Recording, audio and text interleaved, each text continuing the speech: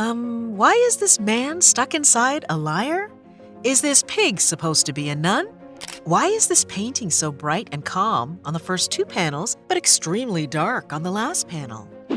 Before answering these questions, if you like uncovering dark art secrets, hit that like, subscribe, and turn on the notification bell. When you first see the Garden of Earthly Delights, you might think, what a weird and fun picture. But it's more than that. Hieronymus Bosch was really thinking deep here. His painting just isn't about having a crazy good time. Bosch was actually warning us. He's saying, hey, watch out or things could get really bad. The third part of the painting shows a scary scene that's like saying, this is what happens when you make too many bad choices. In the 15th and 16th centuries, the main style of painting was accurately depicting traditional biblical narratives, which was pretty different from Bosch's out-of-the-box style. Diverging from the norm, Bosch unleashed his imagination, crafting dreamlike paintings rich with allegories about morality. His works were among the first to provoke thought and interpretation. This era also marked a significant transition in Europe, signaling the Middle Ages' end and the modern period's dawn for Western Christendom.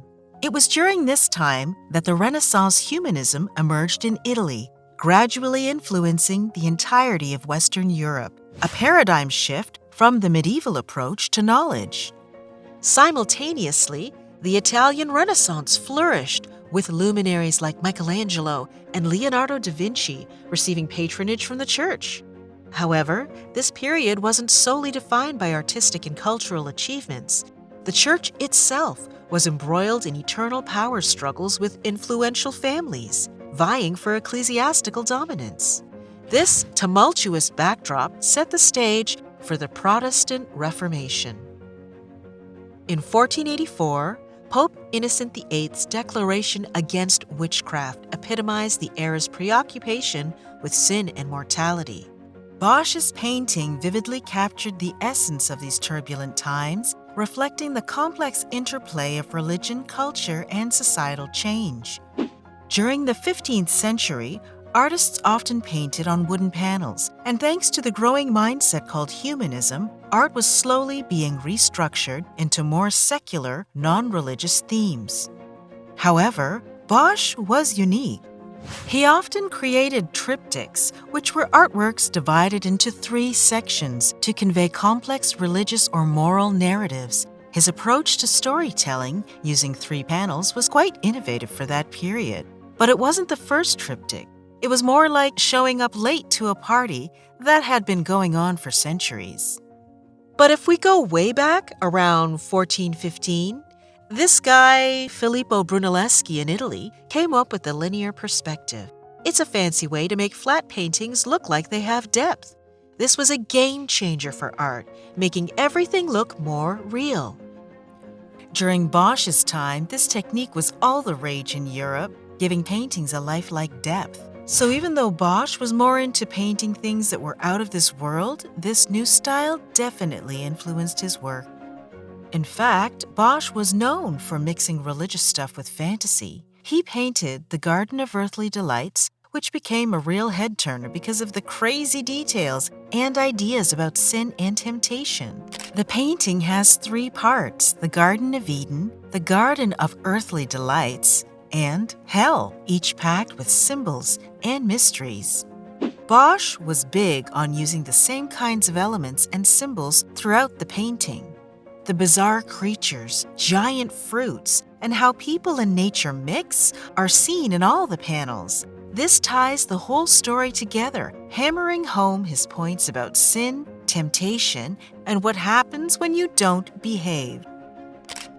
The first section, which shows the Garden of Eden, we see a mix of real and imaginary animals, like a fish with wings, an animal that looks like a reading platypus, and a dragon-like creature swimming. This combination of actual and made-up creatures sets up Bosch's exploration of both the real world and the mystical. The middle section is full of people doing different things, showing humans enjoying themselves and giving in to their desires. Huge fruits and birds surround them, and some are even wearing big cherries as hats. This part highlights human excess and the lure of worldly pleasures, using large sizes and shapes to highlight the message. In the last panel, which shows hell, there's a lot going on. It's filled with weird and scary stuff like creatures that are part human, part animal, and all sorts of odd things. One of the coolest parts is this scary-looking guy who's sort of in charge, and he's putting music notes on another guy's backside. Guess what? Those notes actually make real music, which is pretty wild. There's also musical instruments everywhere, but here they're used to cause pain, not for fun.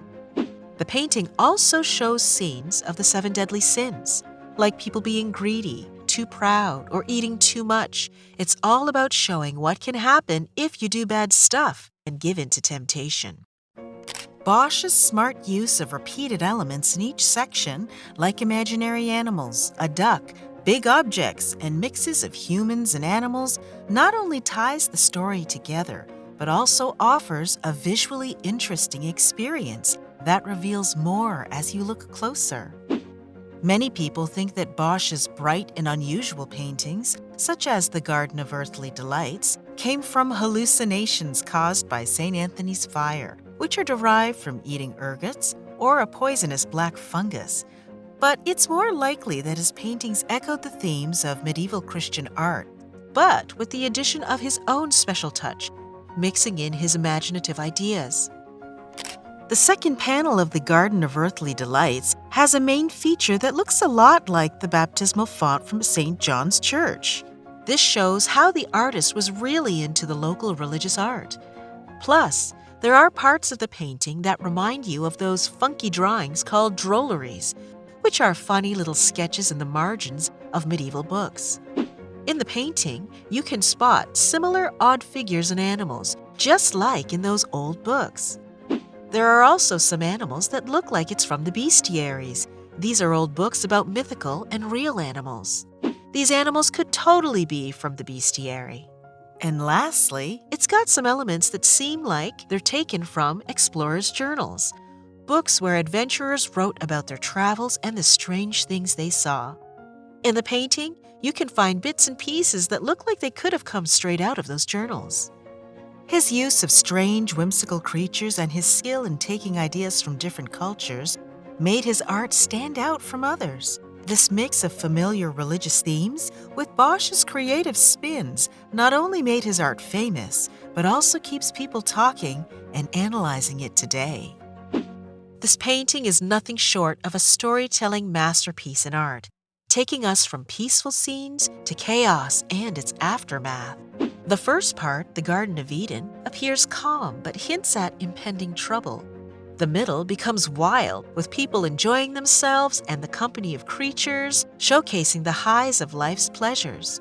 However, the last part turns dark, transforming fun elements like musical instruments into tools of torture, depicting the dangers of excess.